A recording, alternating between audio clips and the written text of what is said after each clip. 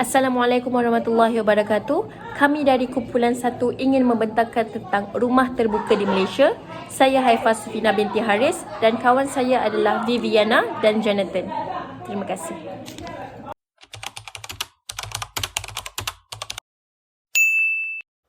Hello guys, nama saya Viviana Elia dan saya akan menceritakan tentang rumah terbuka.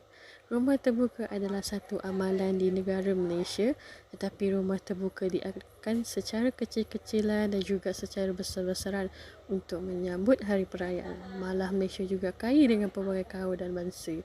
Tapi mesti seronok kan sambut rumah terbuka? Okey, seterusnya. Perayaan yang selalu diadakan di Malaysia ialah Hari Raya Tahun Baru Cina dan Deepavali akan disemarakkan dengan kepelbagaian aktiviti kunjung-mengunjung ke rumah terbuka. Keseronokan dan kemeriahan dan kebaikan yang didapati dari semua golongan menjadikan satu amalan yang baik.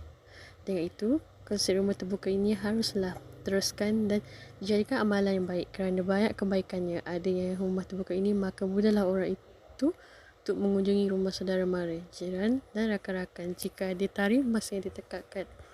Okey, namun amalan ini dapat mewujudkan masyarakat yang lebih hidup dalam keadaan damai serta harmoni seperti kata pepatah bulat air kerana pembentuk, bulat manusia kerana fokat.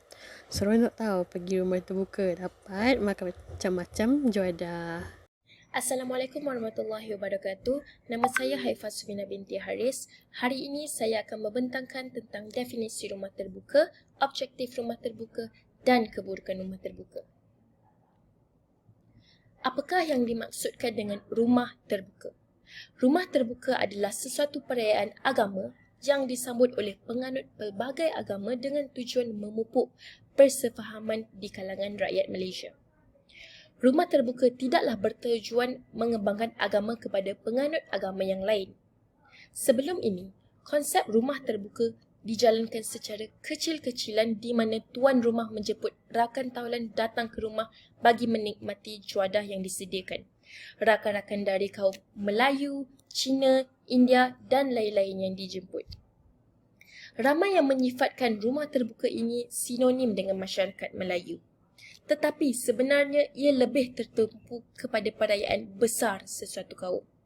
Sebanyak 6 perayaan telah diangkat sebagai perayaan utama negara dan diraikan di peringkat kebangsaan bermula pada tahun 2000. Antaranya termaksudlah Hari Raya Aidilfitri, Tahun Baru Cina ataupun Kongsi Bacai, Deepavali, Hari Gawai, Tahun Keamatan dan Hari Natal. Seterusnya, perayaan Hari Raya Aidilfitri disambut oleh masyarakat Islam yang disambut sebagai meraihkan kejayaan masyarakat Islam yang telah berpuasa selama sebulan pada bulan Ramadan. Kaum Cina pula meraihkan Tahun Baru Cina sebagai perayaan tradisi bagi menyambut Tahun Baru kalender Cina. Deepavali merupakan perayaan kaum India bagi meraihkan Pesta Cahaya. Selain itu, kaum Borneo di Sarawak meraihkan perayaan tradisi mereka iaitu Gawai Dayak. Begitu juga kaum Kadazan Dusun di Sabah yang meraihkan perayaan tradisi mereka iaitu Tadau Keamatan sebagai tanda kesyukuran selepas musim menuai. Apakah objektif rumah terbuka? Rumah terbuka dapat mengeratkan silaturahim dalam kalangan masyarakat Malaysia. Kita seharusnya berterima kasih kepada kerajaan Malaysia yang menganjurkan majlis rumah terbuka tiap-tiap tahun supaya semua kaum dapat menghadiri majlis terbuka tersebut. Hal ini demikian kerana dengan kehadiran masyarakat sejagat yang berbilang kaum, ikatan perpaduan antara mereka dapat diperkukuhkan. Daripada realiti ini, dapat kita katakan bahawa rumah terbuka merupakan medium yang dapat menyatukan rakyat Malaysia yang berlainan bangsa seperti Melayu, Cina, India, Iban dan sebagainya. Situasi ini dapat dilihat apabila semua kaum berkumpul di suatu tempat, mereka dapat bergaul dan beramah mesra antara sesama mereka. Melalui majlis ini, rakyat Malaysia dapat bertemu dan berkenalan-kenalan dengan lebih dekat.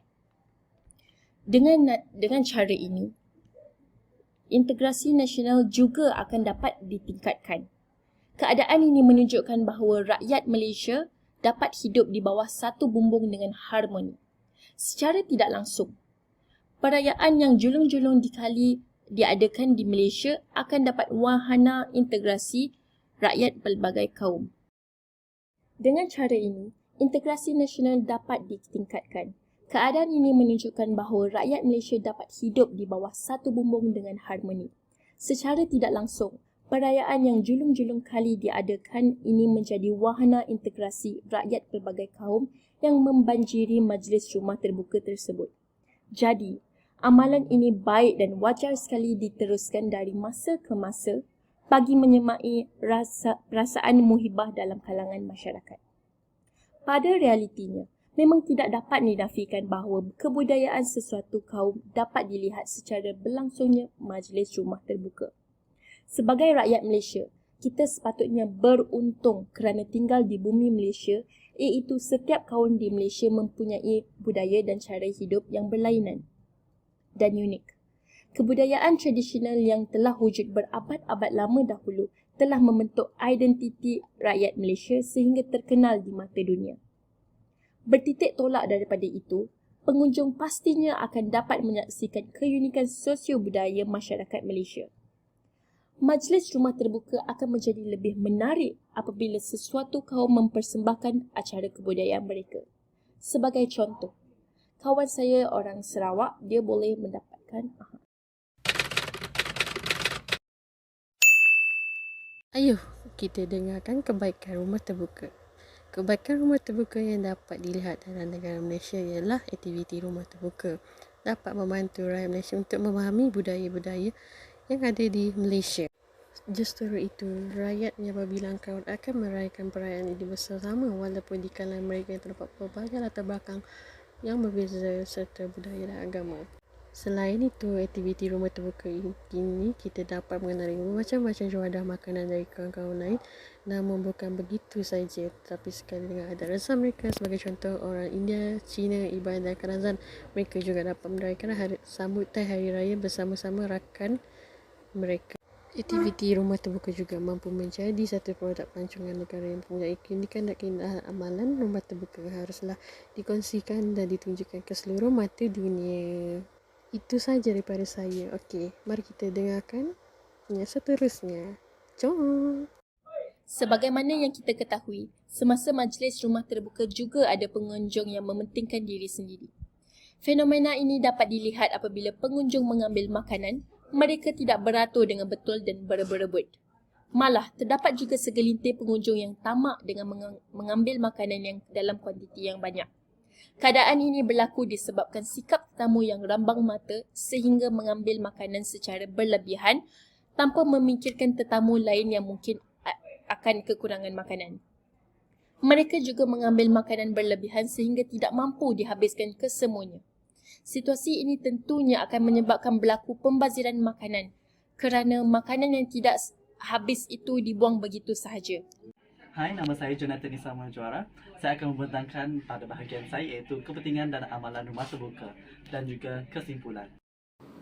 Sudah menjadi amalan rakyat Malaysia, tradisi atau amalan rumah terbuka seakan menjadi kemestian bagi setiap perayaan utama seperti Hari Raya, Gawai Keamatan, Deepavali dan Tahun Baru Cina.